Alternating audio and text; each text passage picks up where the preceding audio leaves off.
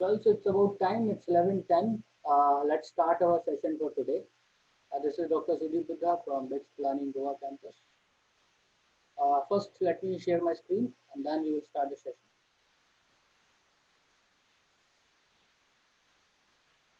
So I hope my screen is visible and I'm audible to everyone.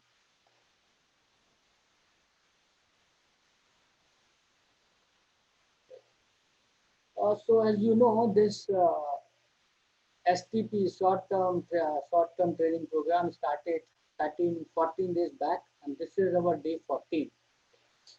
So this is our second last day. Tomorrow will be the 15th day, and this was uh, scheduled for 15 days. So tomorrow we will sum up everything.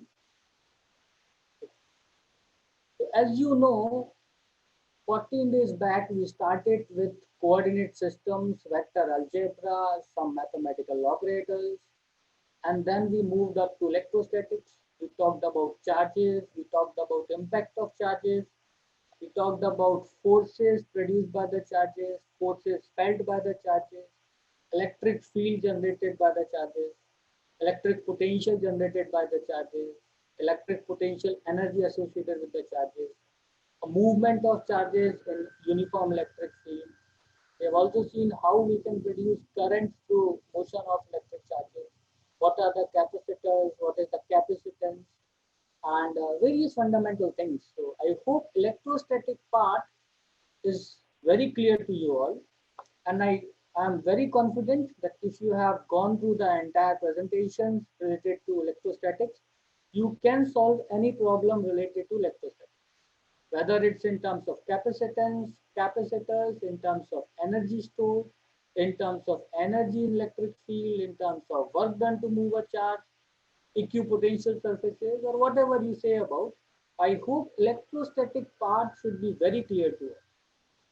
So with this understanding that you have got all the concepts pertaining to electrostatics, I will move to the next segment of electromagnetic theory, that is magnetostatics. Generally, electromagnetic theory is divided into three parts. First part is electrostatics, second part is magnetostatics, and third part is electromagnetics. So I hope we have dealt with electrostatics in entire depth, and I'm very confident you all have got the concepts which are related to electrostatics. Now, similar to electrostatics, that is basically understanding of electric fields, we have something known as magnetostatics, that is an analogous to electrostatics. The only difference is now we will talk about magnetic field. What is the impact of magnetic field? What are the various calculations involved in magnetic field? And what are the forces exerted by the magnetic field, and vice versa. So whatever we have learned in electrostatics, that is somewhere analogous to magnetostatics. The only difference is electrostatics is a phenomenon with respect to charges which are stationary, and magnetostatics is the phenomenon with respect to charges which are in motion. We'll try to relate these theories of electrostatics and magnetostatics in these 2 days. So today I will start magnetostatics, which is a counter sister of electrostatics, and then if time permits, I will give you some light over electromagnetics. But I'm not sure that we will have enough time because we have only today and tomorrow. But anyways, whatever I am able to cover, I shall be covering those. So with this understanding, I will start our next segment, which is magnetostatics. So magnetostatics deals with magnetic field. So you must understand the similarities and differences between electric field and field lines and magnetic field and field lines. That is our motive when we talk about magnetic field. Then we have magnetic force on moving charge particles. So what will be the amount of magnetic force? Same we have also learned about electric force. So now we will talk about magnetic force, which is exerted on a moving charge particle because of magnetic field. Then we will try to calculate magnetic flux and Gauss law for Gauss law for magnetism. This is very important because if you talk about electric fields or electrostatics, we have electric flux and Gauss law for electrostatics. Same way, we have magnetic flux and we have Gauss law for magnetism. So it is analogous to that, but we will try to understand what are these laws and how we can find out fundamental derivation of these. Then we will see motion of a charged particle and uniform magnetic field. If you recall, I am very sure in third or fourth session, I have discussed about motion of a moving charge or motion of a charged particle in uniform electric field. So what will happen to a charge which is moving in a uniform electric field? I hope the concepts were very clear and we have understood what will be the acceleration, what will be the path, what will be the direction of force, and all sort of things we have already understood in terms of electric field. Now let us see what will be the motion, what will be the acceleration, what will be the velocity when a charged particle moves in a uniform magnetic field. Charged particle, I generally consider electron or proton because they are a fundamental building block of charge. If I say electron, it means it has negative charge. If I say proton, it means it has positive charge. So with this understanding, let us start with magnetic fields first of all. So you recall, we have seen in Coulomb's law, force between electric charges, positive and negative. And we know like charges repel, whereas opposite charge attracts. So plus and plus charge will repel each other, and plus and minus will attract.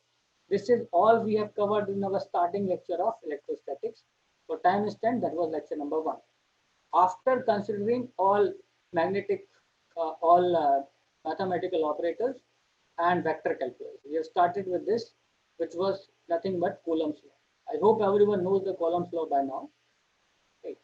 Now, two kinds of magnetic poles are there. That is analogous to electrostatics. In electrostatics, we have two types of charges. Here we have two types of poles, north and south. So magnetism arises from the condition of two poles, which is analogous to two charges, what we have studied in electrostatics. Like two same charges or two similar charges repel each other, two similar poles also repel each other. Whereas two opposite charges attract, so two opposite poles will attract. This is very analogous to what we have done in the case of electrostatics. So I can give you an example. There is a bar. Generally, we have north and south pole, as you can see. If south and north and south pole are close to each other, there will be an attraction force or attractive force. They will try to attract each other. And if I have common poles, the same poles, north and north, there will be a repulsive force. And that is what our understanding of like and unlike poles. Similarly, you can see if I keep this like this, then south and south will repel each other, north and north will repel each other because they are same poles. And if you talk about the next part, there is south and north, north and south. So this will have attraction between each other. So this is what you all understood about magnetism. And I hope everyone has seen the magnets and they know how same poles attract and how dissimilar poles repel each other. But we are about to calculate what will be the amount of force which will be present when they are attracting, and what will be the amount of force which will be present when they are repelling to each other. So with this understanding, we have two poles, north and south, like poles repel, and unlike poles or opposite poles attract. We have two poles, north and south. But there is one important difference. Analogy you have understood. Positive charges repel, positive and negative charge attracts, positive same poles attracts, same poles repels, and opposite poles repel. But there is an important difference. As you have seen in electrostatics, we can have isolated positive and negative electric charges. So we have positive and negative charge, as we already know. A field or force or electric field can be there because of positive charge. In the case, the electric field will be towards negative charge, as you all know. And in case of we have a positive point charge, then electric field will come out from the positive charge. That we know. So electrostatics says I can have positive and negative charge separately or isolated. But contrary to this, in magnetostatics or in magnetism, isolated north and south poles are not observed. So magnetic monopoles. Monopole means single pole. Single pole is not possible. And because of this, there are many theories which we have to address in magnetostatics as compared to electrostatics. Because point charge can exist in electrostatics, but single pole cannot exist. So it will be always in form of a dipole. Dipole means north and south pole. The magnetic monopoles are not observed. However, there are many experiments going on for last couple of decades where people are trying to find how we can create magnetic monopoles. But no concrete research has been proved that single pole is possible for magnets. So every magnet has both north and a south pole. Basic magnetic structure is a dipole, what I was saying. So it will have north pole and south pole itself. You can keep on chopping a magnet in this way. The moment you chop the magnet, the two parts will be north and south by itself. You can further chop it out and you can keep on chopping them. But at the end, even at the level of charges or even at the atomic level, the configuration will be in form of north and south. So there is no way till date which proves that a single pole can exist or single magnetic monopole can exist. So for our calculations in this particular session, we will consider that a magnet is made up of two poles, north and south, and no single pole can exist in an isolated nature. So magnet is not monopole, it is dipole in nature. I hope the concept is very clear. For further examples, you can look for internet or you can refer to some standard textbook where other concepts related to magnetic fields are related to magnetism being given. Okay. So magnetic dipoles, as I say, I have south and north pole. What they do, they will of course create magnetic fields. So there are some analogies, and the analogy is magnetic fields starts from north pole and ends up at south pole. What I'm saying, if you recall, electric fields goes out from positive and goes in the negative. That is what our understanding about positive and negative charges. Similar to that, I have that magnetic field starts from north pole. It means it goes away from north pole and it goes towards south. So this is analogy to positive and negative charge. North pole can be thought about as a positive charge. South pole can be thought about as a negative charge. But contrary to electrostatics, south and north cannot exist independently. Both will be in a combination, and that combination is known as magnetic dipole. So as you can see, the field line starts from north pole and they will converge to south pole. So they will form a closed loop. They will always form a closed loop. Right. The symbol for magnetic field is B, vector B, because magnetic field has a particular direction. SI unit for magnetic field is Tesla. 1 Tesla equals to 1 kg per coulomb second. For older unit, we calculate magnetism in form of Gauss, where 1 Gauss equals to 10 to the power minus 4 Tesla. These are the standard units I will be pertaining to in our lecture session. So please remember, symbol for magnetic field is B and symbol for electric field is E. I don't know why people have gone to this, but instead of keeping B, they should have kept as H. H pertains to magnetic field, but anyways, they have got B, which is the magnetic field intensity over here. Okay. So magnetic field of a bar magnet visualized using iron filling. What we have done, we have taken a bar magnet, as you can see. A bar magnet have north and south pole, and there is fillings, iron fillings. So due to this magnetic field, iron fillings arranges in a magnetic direction. So you can see magnetic field starts from north like this and they go towards south. So you can say that a magnetic dipole or a magnet forms a closed loop of magnetic fields. And origin of magnetic field can be thought of about starting from North Pole and they converges at South Pole. So North Pole can be thought about positive, South Pole can be thought about negative. The magnetic field lines are coming out of South Pole and goes towards coming out of North Pole and goes towards South Pole. So this is the best example where I can show you that how magnetic fields do exist. So you can see if I take a simple magnet which has North Pole and South Pole, I can easily show that magnetic field alignment using iron physics. This is very common. Even in +2, you would have done such type of experiment. Or if you talk about our engineering courses, in physics, I think in first year, people would have gone through such type of experiment where you can see the magnetic field lines when using iron physics. So now Earth's magnetic field is very important. I will give some essence about what we understand by Earth's magnetic field. So Earth had magnetic field, everyone knows it, with poles near the geographic pole. So we have our North Pole and South Pole, as you know. So our poles are near the geographic pole. So we have North Pole and South Pole. Magnetic poles of compass, that is our compass needle, small bar magnet, are attracted to and repelled by Earth's magnetic field.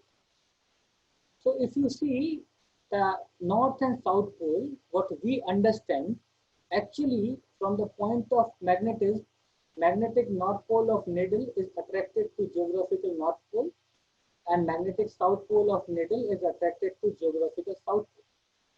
So actually what we understand by North and South are basically reverse of the poles of our Earth. So whatever we understand that is a North Pole, that is not North, but it is South. And what we understand with South, that is not geographically South, that is basically North. And that's why you can see this is our North Pole, this is our South Pole, what we understand, right? But as you can see, electric field lines are going in North Pole and they are coming out from South Pole. But that cannot be true because I have already explained in a magnet, electric field goes out from North Pole and it goes towards South Pole. So what we understand till date about our Earth, that I have North Pole over here and South Pole over here, actually from the magnetic point of view, our geographical North Pole is South Pole, whereas our geographical South Pole is actually magnetic North Pole. Because the needle of the compass, what it does, it attracts, means North will be attracted towards South and South will be attracted towards North. So I hope the point is very clear that what we understand by North Pole and what we understand by South Pole from magnetic point of view, they are different. So Earth magnetic field has a magnitude of roughly 0.5 Gauss, or you call it as 0.0005 Tesla. A powerful permanent magnet, such as we use in our headphones, they can produce 1000 Gauss of magnetic field, or in Tesla, it will be 0.1 Tesla. So that is another example of magnetic field, which we generally see in day-to-day life.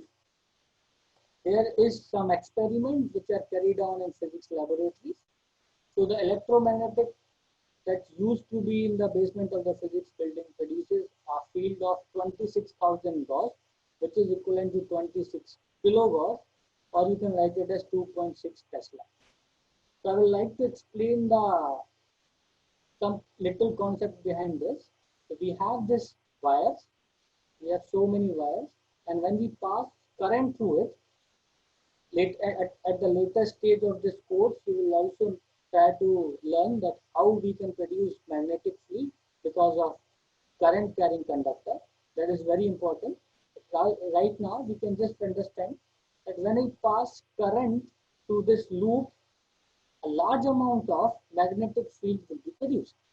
And the amount of magnetic field produced by this particular instrument is 2.6 Tesla. A huge amount of magnetic field is generated. But as you know, when current passes through these wires, there will be some amount of ohmic losses. I square R losses will be there. There will be some amount of heating effect. And to overcome that heating effect, we need a cooling mechanism. A cooling mechanism is needed so that the heating of these wires is compensated. Otherwise, what will happen? These wires may overheat, and on overheating, these wires may burn up, or you can say they will melt up. So melting can be provided by giving some efficient amount of cooling process. This is commonly done in physics labs where we try to create magnetic field using this type of models. Now, one model which is fundamentally used in many industries for creating magnetic field is we use superconducting magnets. Superconducting magnets are the magnets which have superconductors in them.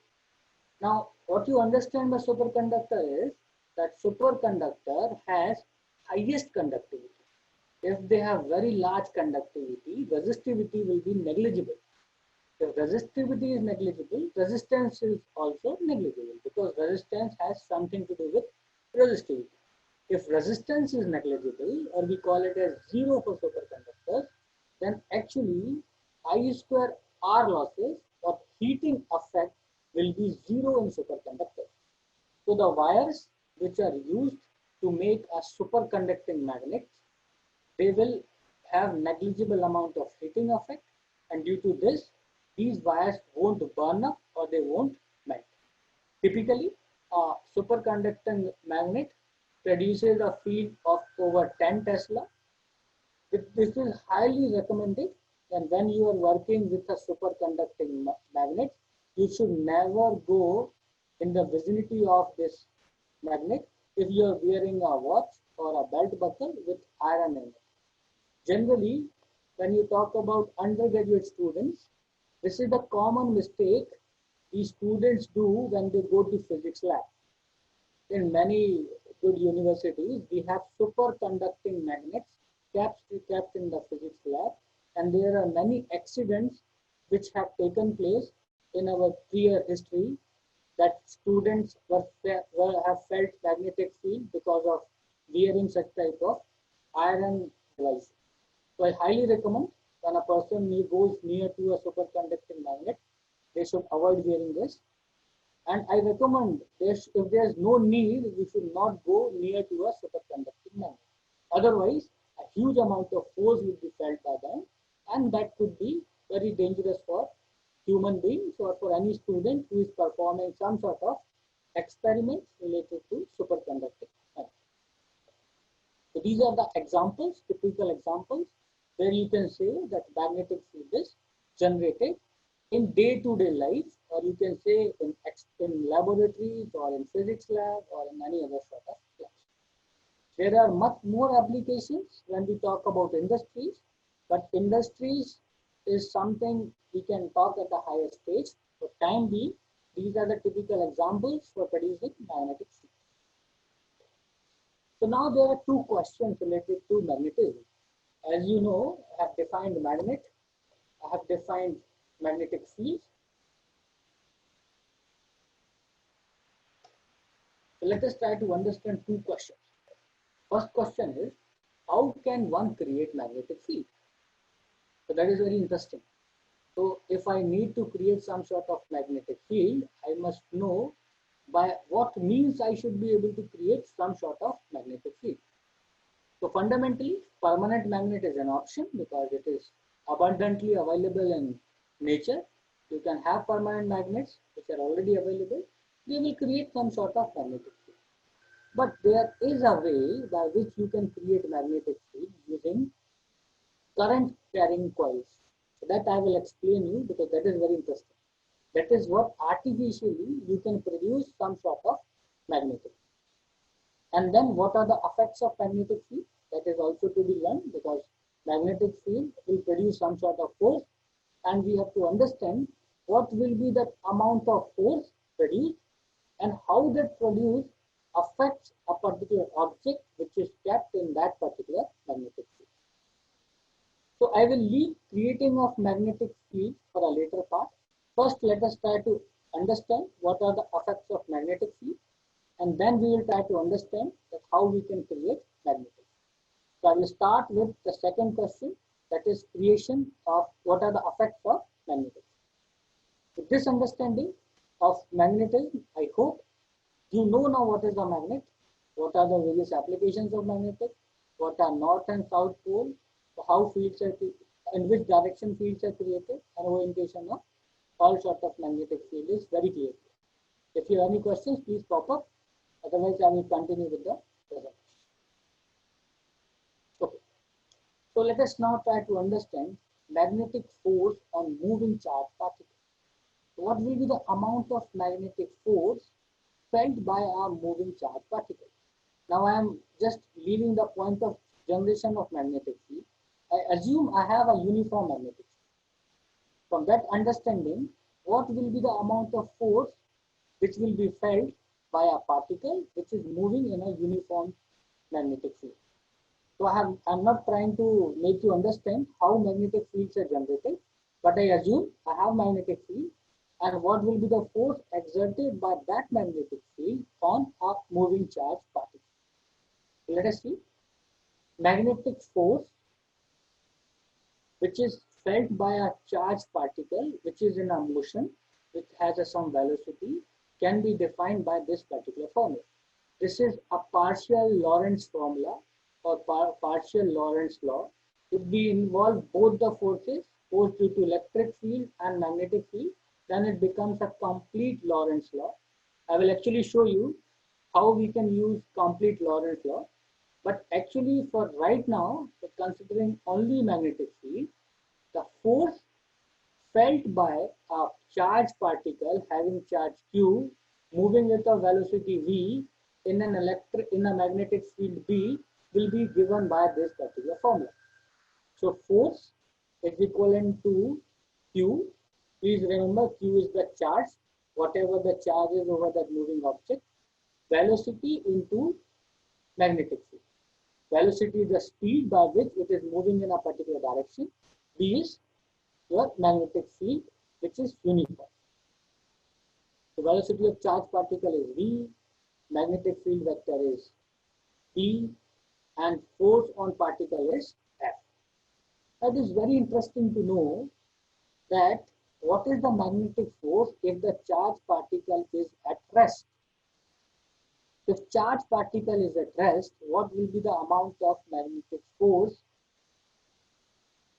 felt by that particular charged particle? So I would like to ask some people, so someone is there interested in saying this?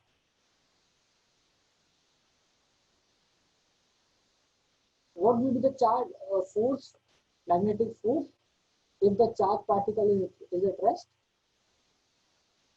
So since velocity is going to be zero because it is at rest, if velocity is zero, then the force felt by that charge is going to be zero. So velocity is zero, it means it is on zero. Motion with respect to what we have to try to understand. The motion can be with respect to the earth, it can be with respect to you, with respect to the sun. It is highly non-trivial in nature, and because of this motion, there comes the theory of relativity given by Einstein. Because motion can be related to anything. It can be related to object, it can be related to sun, it can be related to earth, or it can be related to any other object. Even it can be related with moving object. So this theory of relativity is very important, and people should try to learn this theory and understand this theory, that how theory of relativity is connected with motion of a particle. So magnetic force, if the charged particle is at rest, is zero. Now what happens if velocity and magnetic field vector is in the same direction?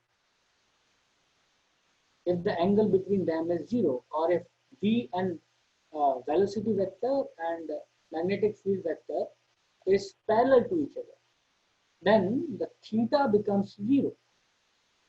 And you know the dot product, this cross product is dB sine theta. In that case, theta is zero, so sine theta will be zero.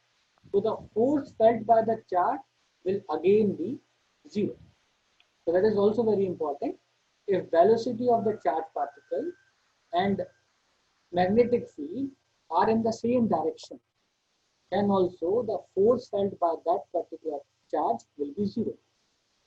Contrary to this, even though if the velocity vector and magnetic vector is anti-parallel to each other, means they are in different direction, but still they are parallel, even though there will be no force felt by it, because sine 180 goes again to zero.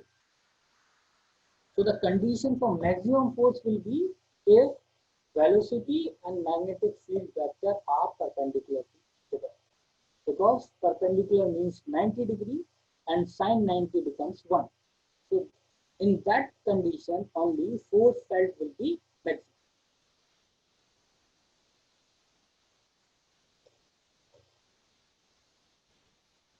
Right. So you can recall Excuse me, sir. from classic physics what are the vector cross products magnitude. If I have two vectors A cross B which is equivalent to C, then C can be written as AB sine theta, or you can write it Excuse me, A sir. B and AB are perpendicular to each other. These all things are notation. I hope you know this from vector algebra. I have already explained this when I started this course. You can see how it is. If A and B is a vector, then AB will be this particular sense. It will be in this fashion from our vector algebra. Or you can write it in this form also. I don't want to discuss much because I have devoted already much time for this. Otherwise, vector cross product can also be done in this fashion, where A cross B equals to C. C is perpendicular to both A and B. So I hope everyone knows about it.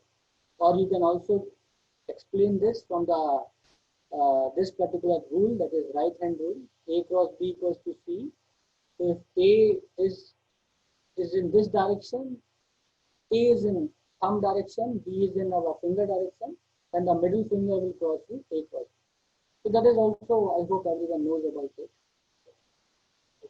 Many alternate versions of the right hand rule exist, as everyone knows it. So many textbooks are there. Even you have many other sources like internet, and many other tutors are also there. They give their own version of right hand rule. I recommend that you memorize one rule, and in your entire calculations you stick to that particular rule for right hand law for calculating magnetic field, electric magnetic field, and force and velocity of magnetostatics. So I will give you typical examples how it will. So I will be using the analogy that this is the direction of force, fingers are the direction of velocity, and palm is the direction of magnetic. So this is my analogy, right? I will be using this. You can recommend your own analogy, and accordingly your things will change. But as per my understanding, I will be using my right hand rule for calculating direction of this direction of force. So what my analogy is, I have this force over here, I have velocity over here, and I have B, that is magnetic field over here. So I can simply say by this understanding, a force will be perpendicular to the plane containing V and B. It is positive in nature. Right? If positive charge is there, and I have that in particular magnetic field B with a velocity V, then I will have force perpendicular to the plane containing B and V. This is my first understanding. Suppose if charge is negative, the charge is negative, and we have the same condition that velocity is towards the fingers and magnetic field is towards the palm, then what will happen to the force? Force will be in perpendicular direction, but since charge is negative, it will go towards negative direction. That is what our understanding is, because the charge is negative. The force will be towards downwards or negative direction. Now the third case, if I have velocity vector towards the palm, magnetic vector towards the fingers, then what will happen to the force? So typically I leave this question to the audience, but this force will be towards the down. You can apply your analogy of palm or right hand rule, and you can see by yourself that the force will be towards the down direction. So that will be the direction of force. So generally, I recommend instead of using this thumb rule, you use the notation of curl. This is how you can do mathematically without taking the pain of determining left hand rule or right hand rule or whatever rule you follow. Instead of doing that, you can use mathematical operator, that is V cross B, that is V for one and B for back. The dot product, the cross product is nothing but curl of that vector. You can easily find this. So if I have V cross B, I can list all the components of V and B. So I hat, J hat, K hat, they indicate X, Y, and Z components. Vx, Vy, and Vz are X, Y, and Z component of velocity.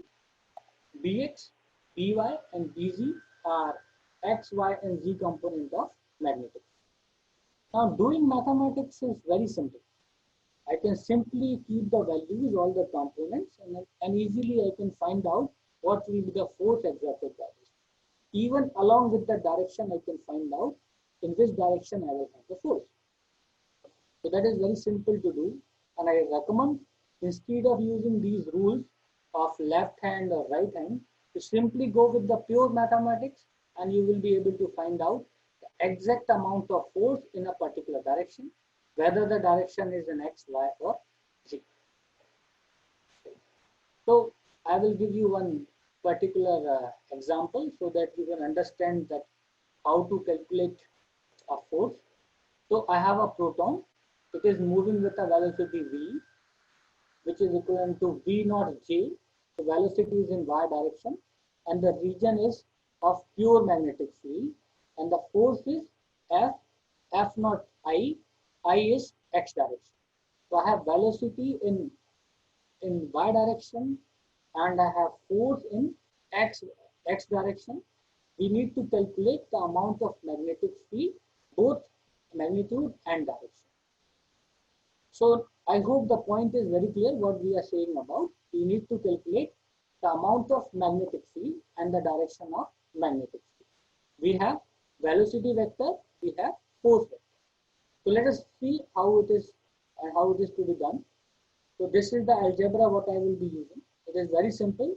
You all know this with respect to our curl, and I hope you can do it. But still, I will try to explain point by point. So we have B, we have F, and we have B. B is the value of magnetic field that has to be calculated. V is already given, that is V naught J hat. F is already given, that is F naught I hat. So it is in Y direction, it is in X direction, and we are about to calculate magnetic field. For calculating magnetic field, I cannot simply do it F upon QV because they are vectors, and till date we have not learnt about division of vectors. So what instead of that, what we will do, we'll try to see what I am going to do. So I will use this equation where F equals to Q determinant of V cross P. So what I have done, F is already known, F naught I, and determinant of I hat, J hat, K hat, X, Y, and Z component of velocity, X, Y, and Z component of magnetic. Charge, you know, the charge is of a proton, so that comes to be positive E. Now let us see determinant of this. So V equals to, velocity equals to V naught J hat. So we have only Y component, X component, and Z component is 0. So now we have our equation. Now let us solve it further. So I can write F naught I, which is the force, will be equivalent to I. It will be equivalent to charge, that is Q. It is of proton, so I have written it as plus E. Then we can open the determinant, and you know for opening the determinant, I will be I P naught Vg minus Vy into 0. Then I will have negative sign for J, and then I can write it 0 into Bg minus Bx into 0. Then I have positive sign for K hat, I write it as k hat, and then I can write it as 0 into by minus dx into dy. It's simple mathematics. I hope everyone can do it. So I have this. Now I will find out the terms in terms of I, j, and k. So I have the force term as F naught I cap, and remaining terms are shown over here. Now for this equation to be true, left hand side should be equivalent to right hand side. So I component can be equated to I component of left hand side can be equated to I component of right hand side.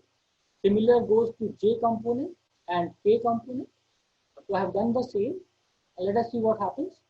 So on equating the I component, I hat component, we have F naught equals to E V naught EV. And since here we don't have any sort of J and K component, so J component is already 0, so 0 goes 0. And K component we can equate, which is equivalent to 0, and we got this. So we can write Bg will be F naught upon EV naught, and Bx will be equivalent to 0. So remember what we are about to find out, magnitude and direction of magnetic field. So we know that Bg component of the magnetic field will be F naught upon EV naught, and Bx component of the magnetic field will be 0. What about By component? Now literally By component can be 0 or it can be something else. Right now we don't have enough information to find out the value of By. We cannot find the magnitude and direction of the magnetic field using only the information given. Insufficient information is there, but still we can have some conclusions from the information given over here. So the minimum magnitude of magnetic field can be present. So Bg will be this, and Bx equals to this, and By can be equated for 0 for a minimum magnitude of magnetic field. What will be the amount of minimum magnetic field? That is going to be F naught upon E V naught. So minimum amount of magnetic field we can determine from the given state. But By, that is the Y component of magnetic field, is literally 0 for the case when we are considering minimum magnitude of magnetic field. But actually, our actual component we are not clear because we don't have sufficient information. So some vector notations which I am going to use in the coming lectures. Fundamentally, we have one more lecture to do for this, but still notation should be very clear. So this is one notation where I use for a vector which is pointing out of your space. So this symbol represents a vector which is pointing out of the paper, board, or screen. It looks like a tip of the arrow which is coming straight for your eyes. So this is this particular direction when I have this type of symbol. Another symbol is this. This is a symbol for a vector which is going inside the space. It looks like a feather of the arrow and its direction is cross. So if I have to indicate this direction, then I will use the cross mark. If I have to use this direction, then I will use dot mark. So these two notations are very important when I state a problem and when I discuss about these particular directions of magnetic field or even electric field or any other field. So any questions to you?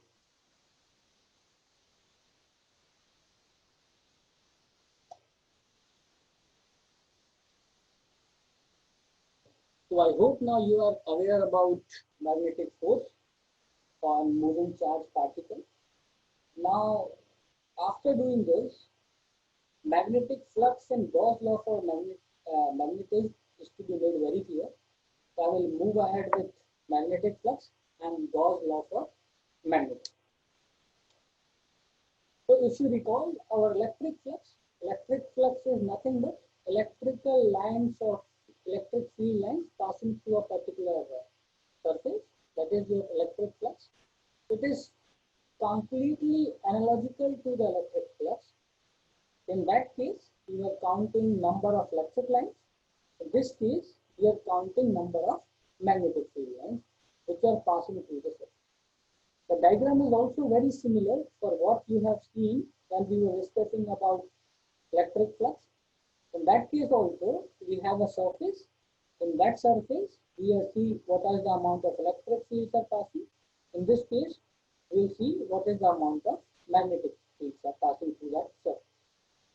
So simply, you can easily write it. Magnetic flux passing through a surface is number of magnetic field lines that passes through it. And if I indicate phi with respect to flux, then phi d is magnetic flux, which will be equivalent to B into A. B is magnetic field and A is the area of the surface of which we are counting the flux. Please remember, this is very similar to what we have done in the case of electric flux. It is very, very similar to that. But sometimes what happens, instead of having a surface in a perpendicular direction, we can have some sort of orientation. The surface is tilted. So fewer lines touch the surface. That is exactly the same what we have seen in case of electric flux. In this scenario, what will happen? If A is a vector having a magnitude equal to surface area, this is a vector which has a magnitude equal to surface area, and it is direction to normal to the surface. Theta is the angle which it makes with B. So I can write it now, flux as AB cos theta. So now magnetic flux for the tilted case becomes BA or AB cos theta. So theta is the angle which this area vector makes with the magnetic field line. So if this theta is 0, it means both are area vector and magnetic field is parallel, then we have maximum flux and the condition becomes same what we have seen in the previous slide. If theta is 90, then actually cos 90 goes to 0, so we will have no flux. So depending upon the tilting angle, we can find out the flux which is passing through a particular surface. So same what we have seen in the case of electric flux, many a times geometry is not flat. It can be a curved geometry, it can be a cylindrical geometry, it can be a spherical geometry. So for this, we need to do integration over the entire geometry. What we take a small area that can be written as A. So here let us indicate a small area, which is whose vector is perpendicular to the surface, and we can take the limit of BA for that small section, and we can integrate across the entire section, and the flux associated to this will be integration over the entire surface of magnetic field and the areas. So this is very analogous to what we have seen in the case of electric flux. Nothing has changed. Instead of electric field, now we have magnetic. Otherwise, everything is same. So if the surface is closed, it is a closed volume. Then as we have seen in case of electric, as we have seen in case of electric flux, same in case of magnetic flux. So someone has opened his mic.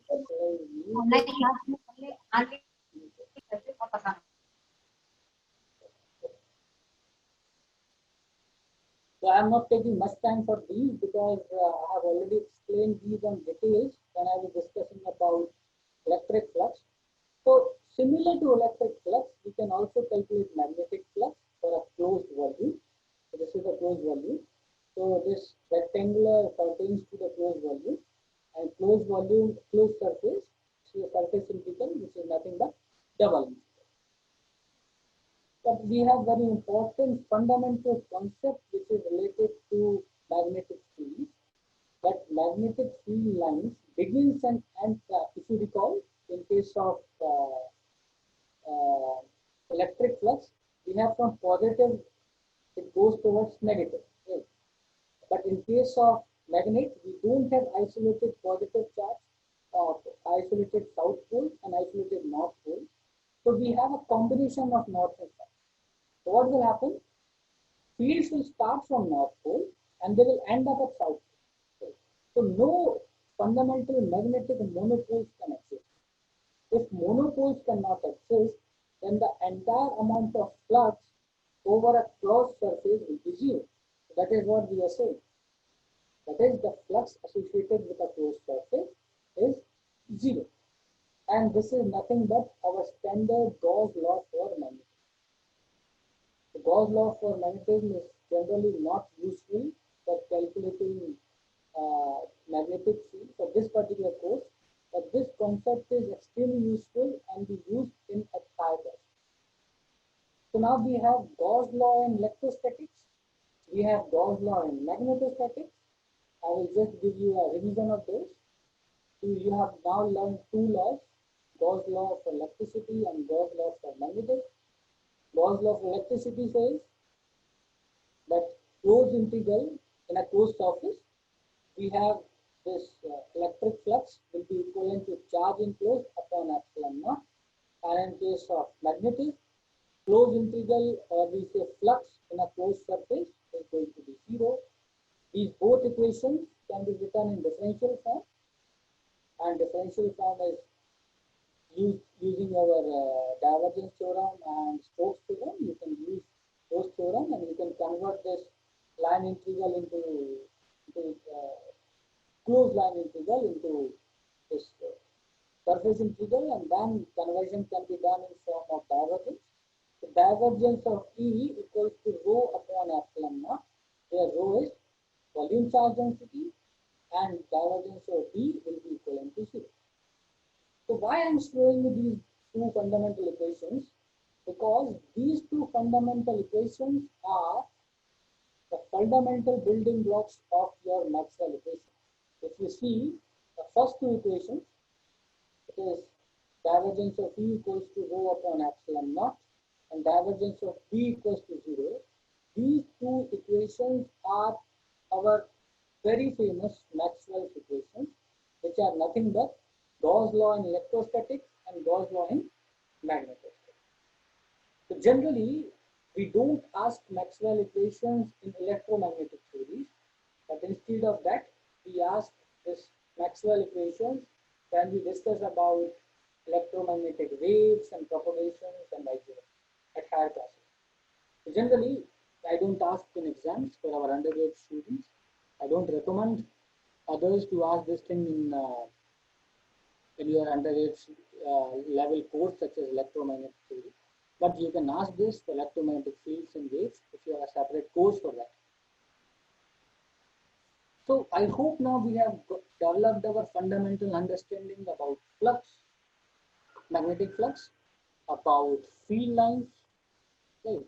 And we have also developed an understanding about charges and what happens to the charges when they are in a particular motion, what are the amount of magnetic field produced, all sorts of things.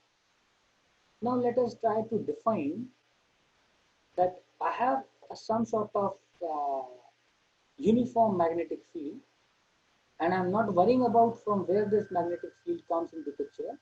But for time being, let us say I have some uniform amount of magnetic field and I have a charged particle. Generally, when I say charged particle, I always believe to refer in electron or proton. So either it can be electron and proton. Suppose it is moving with certain velocity and the velocity is perpendicular to the magnetic field. Then of course, because of that magnetic field and some velocity, and we have charge, from our understanding of force, there will be some sort of force exerted on this. Now, because of that force, there will be a particular motion or particular path in which that charged particle will move. Now, we are very much interested in that particular charge, that what will be the path of that particular charge. So, we are about to calculate what will be the trajectory and energy of a particle which is moving in a uniform magnetic field. So if you recall, I have done the same case when I was talking about uniform electric field, and I have given you many examples where I have shown you what will be the acceleration, what will be the velocity, what will be the force and trajectory of a particle, charged particle, essentially a proton or an electron when it is moving in a uniform electric field. Same thing I am going to do for the cases of magnetic field. Let us see how it is and what are the conclusions we can draw from it. So what I am going to do, that is, I have an electron which is traveling at a speed of 2 into 10 to the power 7 meters per second in a plane which is perpendicular to 0.01 Tesla uniform magnetic field. So I have formed a statement and I'm going to say what will be the path. Electron has a charge which is negative. Velocity is of course high. Speed I am talking about. Speed is 2 into 10 to the power 7 meters per second. And it is in the plane perpendicular to the U magnetic. So this is our understanding. Let us see what will be the path of this particular electron which is in at this velocity in a uniform magnetic field. So I have formed a question, formed a statement. As you can see, magnetic field. So I have explained you what will be the vector. So magnetic field is in a direction which is coming out of your screen. Velocity is in this direction, so it is perpendicular to magnetic field. Force will be perpendicular to both, from, you can say, from right hand rule, that it will be perpendicular to magnetic field as well as it will be perpendicular to the velocity. So let us see, force on electron is always perpendicular to the velocity. Suppose this is the electron, this force will be always perpendicular to the velocity. Force does not change speed of electron. So speed of electron will not be changed by the force. Force will only change direction of electron. What will force do? Force will only change the direction of electron. Velocity of electron will be same. What will happen? Because of this force, this force will be concentrated towards a point which is pointing towards the center, and it will have a circular path with a constant speed, and whose acceleration will be equivalent to v square upon r, where r is the radius of circle. It is very interesting to know that if you recall, in the case of uniform electric field, if there is a particle, there is an electron which is moving with a velocity v, we have a parabolic path. There was equation of parabola, and we have a trajectory which is parabola in nature. But in this case, you can see we have a circular path, and this circular path, the electron will be moving with a uniform acceleration which is equivalent to v square upon r, where r is the radius of the circle. Now, which circle? It is the circle which this electron will trace. I'm talking about this circle, as you can see. This is the circle which is the electron will be tracing, and the radius of this circle is under consideration. So this will be the trajectory. This will be the path of an electron which is moving with a uniform velocity, with a velocity v, in a direction perpendicular to the magnetic field, and force will be perpendicular to the direction of velocity. So it will form a circular path. Please remember this. This is very fundamental, and many a time this type of questions are asked in vivas or in interviews related to electromagnetic field. Now suppose instead of having an electron, I have a proton. What will happen? So what will happen actually? Proton will have positive charge. Electron has negative charge. If I consider velocity in this direction, the direction of velocity is just opposite. If you recall, in case of electron, I have considered velocity vector towards down. In case of proton, I am considering velocity vector towards up. So what will happen? Again, it will trace a circular path with a uniform acceleration, the same what we have seen, but the direction or the motion of circular will be reversed. In that case, it was anti-clockwise. In case of proton, it is going to be clockwise, as you can see. The velocity vector will always be perpendicular to the force vector. So this is what it will have a trajectory which will be circular in motion. R is the radius of the circle traced by this particular path of the proton. Right. So force is in radial direction.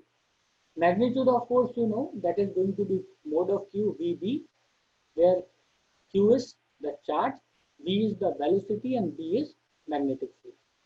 Now VB is going to be cos VB is going to be sine 90, and sine 90 equals to 1 in this case because velocity and magnetic fields are perpendicular. That's why I can directly write that force equals to mod of Q because charge can be positive and negative, V into B. Now for circular motion, you already know acceleration is given by V square upon R, where V is the velocity and R is the radius. R is the radius of the circle traced by that charge. So let us equate those two equations. I have force equals to mod of Q, VB, and force equals to MA, where M is the mass of the particle, A is the acceleration. Acceleration I have as V square by R. I can equate these two. So on equating, I can write V is equivalent to mod of Q RB upon M. Wait a minute, it should be square root. I am just not involved with. Please do it because V will be with respect to root of this and R will be equivalent to mv square upon mod of Qt. So we have now velocity and R. We can calculate velocity and R. Now one important aspect of this issue is we want to know what will be the time period of an orbit. Time taken for an orbit can be calculated by distance upon velocity. The distance of this particular circle, one orbit, is equals to 2 pi r, where r is the radius. So the path will be circumference upon v, where v is the velocity. So v can be kept from this particular equation, and finally you can end up with this. So you can get time period. Once you have the time period, you can also calculate the frequency, because frequency is nothing but 1 upon t.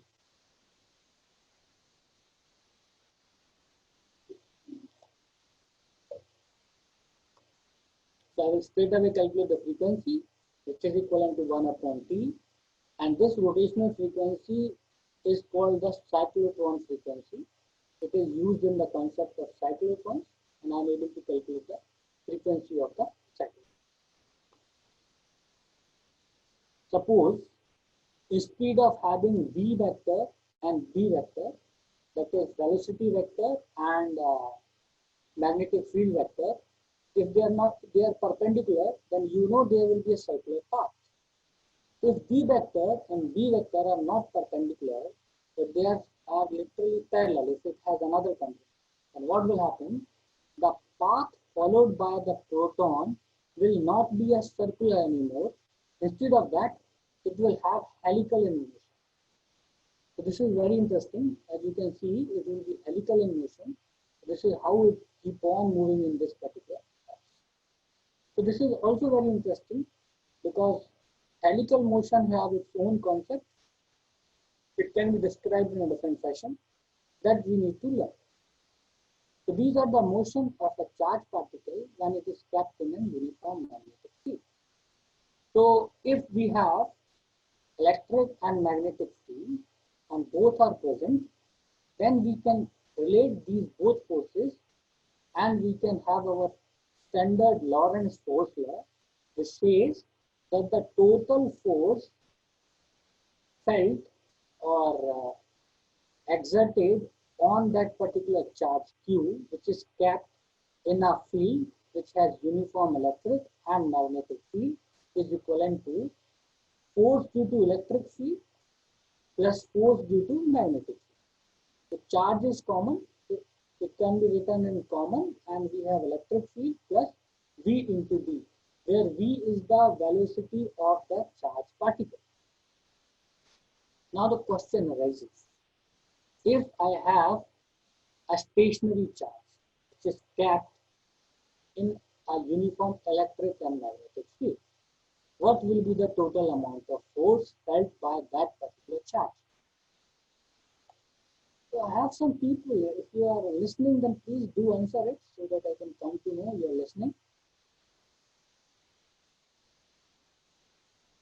So people, if you are listening, then please do answer.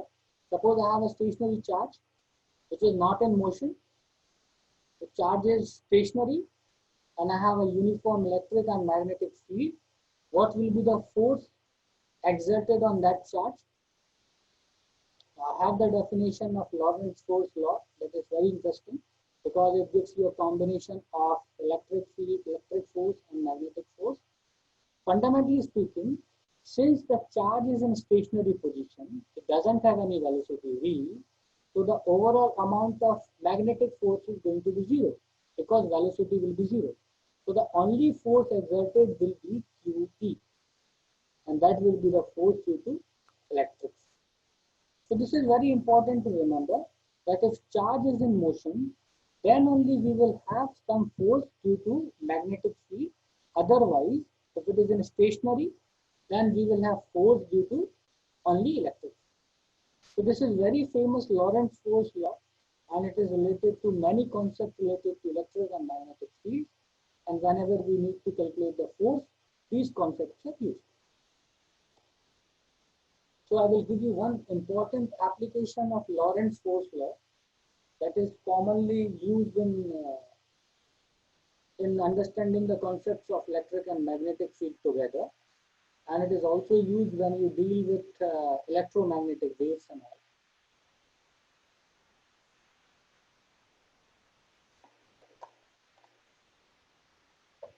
So I have formulated a situation, and let us deal with this particular situation to find out what should be the velocity of a charged particle so that it doesn't feel any deflection in the path. The point is, suppose I have magnetic field which is coming out. So I have already shown you the vector notification. So that this magnetic field is coming out of your street. Electric field is because of these plates, that is plus and negative, and each direction is this. So I have electric field and magnetic field, both are uniform and they are perpendicular to each other. Electric field and magnetic field are perpendicular, they are in the same space. I want a charged particle, it can be a proton or it can be an electron, to move in a straight line. It should be in a straight line. Now, when a charged particle is moving in uniform magnetic field, you know it will have rotational effect. It will start rotating. Even though if it moves only in case of electric field, then it will have a parabolic trajectory. As I have already explained, these both cases individually. Individually, if it is only pure magnetic field, the proton will have circular effect. It will be in motion in a circular direction. If it has only electric field, then what will happen? This electric field will give it a trajectory which will be in a form of parabola. So both field we have seen. Now the condition is, can we have this proton in such a way, or the motion of proton is in such a way that it follows a straight line without suffering electric and magnetic field. So that is very important concept, and that is used as a velocity selector in many cases, because at the later stage of the course you will try to understand that electric field and magnetic field always exist as a pair. You will have always electric field and magnetic field. So let us see what happens. We have uniform electric field, we have uniform magnetic field. So velocity vector is like this. When electric and magnetic field forces that charges will pass a straight line. So if I am somehow able to balance electric field and magnetic field in such a way that the effect of electric field cancels the effect of magnetic field, then what will happen? This particular proton or a particular charge will move uniformly in a straight line. So if I show you from a graphics point of view, you know electric force or the force due to electric field will be towards this direction. It is from positive to negative. That is what I have explained when I was discussing about electrostatics. So it will be QE where Q is the charge, E is the electric field. So this is the force due to electric field. If you can see from the left hand side rule, right hand side rule, that the direction of this force due to magnetic field will be reverse. That is how it will be, because electric field velocity is like this. This is the scenario. So velocity is like this. Magnetic field is out, so you will have force in the negative direction. So this will be the scenario. Now what I am saying, if somehow these both poles are able to nullify each other, how they will nullify? If they have opposite direction, and if the magnitude of both the force due to electric field and force due to magnetic field, if both are same, then what will happen? Effect of electric field or the effect of force exerted by electric field and effect of force exerted by magnetic field will cancel out each other. If they cancel out each other, then electron will move in a straight path without feeling any type of motion with respect to magnetic field and with respect to electric field. So let us see. This should be the scenario for balancing the force. If I equate both, what I get? Force due to electric field is QE. This is the force due to electric field. This is force due to magnetic field. Q is common in both because we are talking about the same charge. So Q will cancel out. So we can have V, that is the velocity, which should be equivalent to E upon D. So if I have a proton which moves with a velocity whose value is E upon D, where E is electric field and D is magnetic. So if I am able to launch a particle with this particular velocity, then there will be no effect of electric field and magnetic field on that particular particle. This is a very standard concept which is fundamentally known as velocity selectors. So we can select the velocity of a particular charge in such a way that there is negligible amount of effect, negligible or you can say no effect of electric and magnetic field. But please remember, there are some conditions for it. This is true for the case when electric field and magnetic field are perpendicular to each other.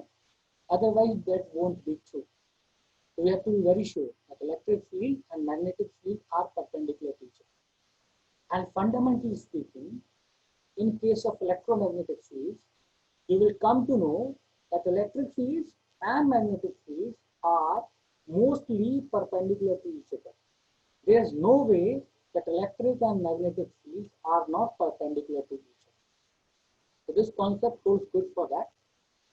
So this only works if the electric and magnetic fields are perpendicular and oriented so that this is anti-parallel to E. That is also true, anti-parallel to E, then only this force will be in opposite directions. If they are in same direction, then also it won't work whole thing.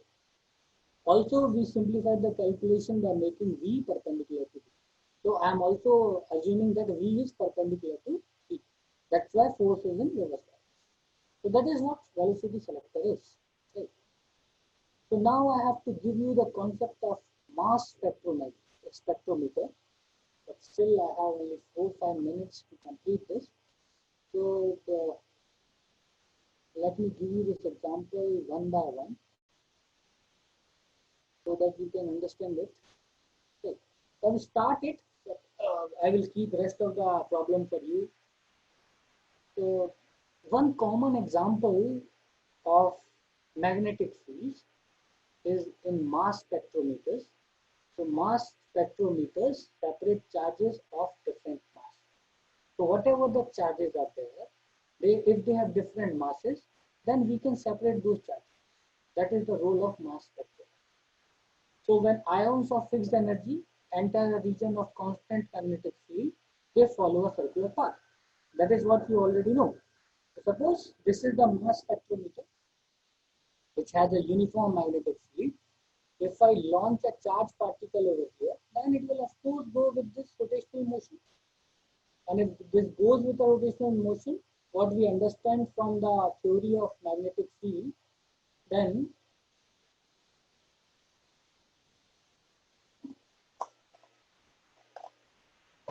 I don't feel like we should cover it today. It will be interesting because it takes much of the concept. So I hope we will start this tomorrow so that tomorrow it will be very clear because mass spectrometry is a very high level concept and we should get it in detail. So anyways, I can stop over here today on velocity selector. Mass spectrometry we can start tomorrow. So any questions till here you can ask. Already my time is 5 minutes. So tomorrow is going to be the last lecture for this lecture fundamentals of electromagnetic theory and waves. I hope we have done enough of electrostatics. Some part of magnetostatics, of course, we will cover by tomorrow. There are many other concepts to be taught, but it needs much time. So sometimes later, if I get an opportunity to teach it, then I will teach it further. Otherwise, that will be the end by tomorrow. Any questions, then please do ask. Otherwise, that's all from my side. So I hope there are no questions. I will stop sharing. That's all from my side. Take care. Bye-bye.